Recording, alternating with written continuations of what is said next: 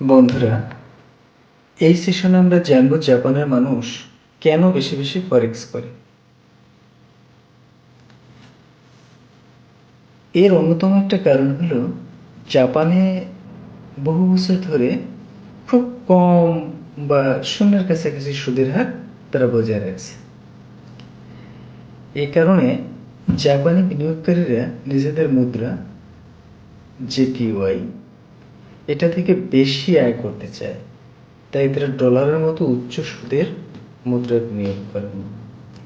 অবশ্য এই ট্রেডিংটাকে carry trade বলে তারা। জাপানের রিটেইল ফরেক্স ট্রেডিং আইনত বৈধ এবং খুব উন্নতভাবে নিয়ন্ত্রিত। এছাড়া জাপানের বেশ কিছু ব্রোকার আছে, যেমন GMO, DMM FX, SBI FX trade. এইসব ব্রোকারগুলো উচ্চ লিভারেজ দেয়, তাছাড়া উন্নত প্ল্যাটফর্ম এবং দ্রুত এক্সিকিউশন দিয়ে থাকে। সরকারের নিয়ন্ত্রণে ফরেক্সকে নিরাপদ বিনিয়োগের মাধ্যম হিসেবে এখানে প্রতিষ্ঠিত হয়েছে। আমরা সকলেই জানি জাপানিরা খুবই শৃঙ্খলাবদ্ধ এবং শিক্ষিত জনগোষ্ঠী। স্কুল থেকেই তাদেরকে শেখানো হয় কিভাবে সঞ্চয় করতে হয়, কিভাবে বিনিয়োগ করতে হয়, অর্থ ব্যবস্থাপনা কিভাবে করতে হয়। এই কারণে ছোটবেলা থেকেই তারা এগুলো শিখে থাকে। এমন অনেক ট্রেডার আছেন যারা খুব ছোট অঙ্কে শুরু করে দীর্ঘ সময় ধরে ট্রেড শিখে, এরপরে তারা অনেক বড় বড় ট্রেডারে রূপান্তরিত হয়। যদিও এই জাতীয় ব্যবস্থা সব দেশে থাকে না।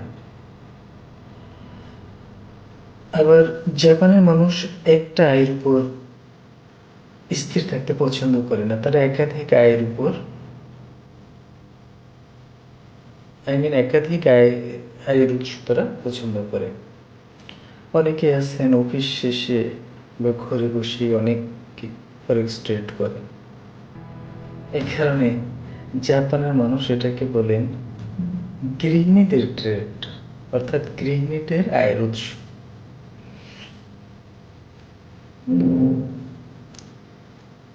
তো আমরা মূলত বলতে পারি জাপানিদের ফরেক্স ভালোবাসার কারণ হিসেবে তাদের শৃঙ্খলা, অর্থনৈতিক বুদ্ধিমত্তা, সরকারের নিয়ন্ত্রণ, কম সুদের হার আর তাদের অতিরিক্ত আয়ের আকাঙ্ক্ষা।